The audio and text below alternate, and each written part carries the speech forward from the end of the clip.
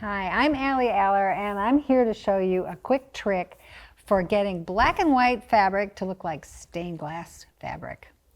So what you do is you find a black and white cotton, which is what I have, that's printed with a nice design that's not got too much white because you're going to be coloring it in.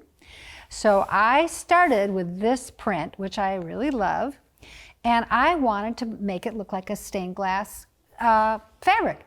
So the first thing I did was some test samples, and I tried different mediums to get pigment onto my fabric. I tried colored pencil. I tried a kind of a liquid dye, and this is very saturated and great, but it took too long for me, sorry. I like it, but it was too much work. I tried pastel, which is kind of cool. It was fast, but not quite the effect I wanted. And then I tried markers, just plain old Sharpie markers, and I liked the Sharpies. So after deciding which one I wanted to use, I made a sample just with the Sharpie, and I think it looks pretty great. So then I thought, how is it going to look quilted up?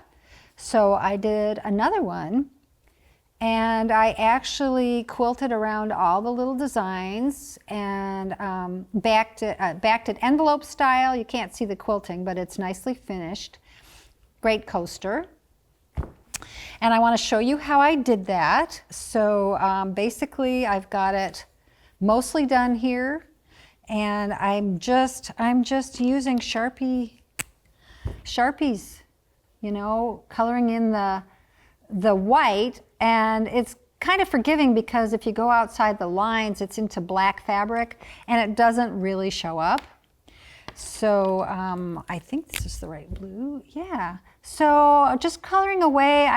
I do this when I'm watching baseball with my husband. You know, I got to keep my hands busy, and I don't want to think too hard because I'm actually interested in the game. So this is a great kind of downtime activity if you want to keep making, if you want to keep creating. So this is pretty much all there is to it. You're coloring in the lines. I'll just put in one more piece of color here.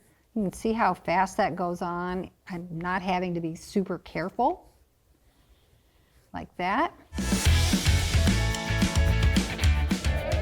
Hey, sorry for the interruption, but Emily here, and I want to tell you about a super cool offer that I have for you from Craftsy. If you don't know what Craftsy is, it is an online community with resource of millions of creative and like-minded makers where members can find endless inspiration, advance the skills you already have, or discover a new favorite hobby or craft that you've always wanted to try.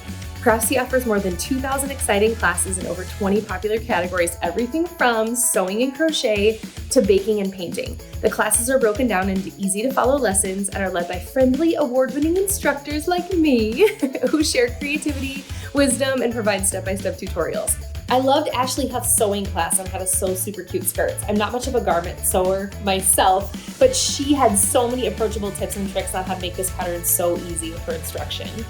And I also love Brenda KB Anderson's crochet class on how to crochet rainbow home decor because, let's be honest, who doesn't love a giant rainbow pillow? She also had some amazing tips on how to turn your work when making curves in crochet. I got so inspired by Heather Thomas's class on creative finishing and edging for her quilt, and she reminded me just how awesome and fun it can be to embellish the finished edges of your quilt. She also taught me a new method for how to make the corners of my quilts even more precise. And a huge thank you to Craftsy for sponsoring today's video. The cool thing is though, as a Craftsy member, you will also have access to live stream tutorials where experts answer questions, share tips, and engage with the Craftsy community in real time, which I absolutely love. So the first 1,000 people to click on the link in the video description will get a full year of premium membership for Craftsy for only $1.49. So click the link below and let's get creative together. So then I just want to show you, if you're willing to put the time in coloring, you can get something like this, where it's really kind of glowing. It's very fun. And for the center, the way I got the center was I took a design from a coloring book and I resized it so that it fit into this repeat of my of my pattern, you know, the patterns in my fabric. So it's the right size. And instead of using markers, I just tried an experiment, and I used pastel chalk and pastel pencils to color it in after I had printed my design on cotton fabric. And so I printed it on fabric, and then I colored it, and then I really brushed it off, and I heat set it with an iron just to see if the pastel would work. And I'm not losing any more color, so that was a nice option for me.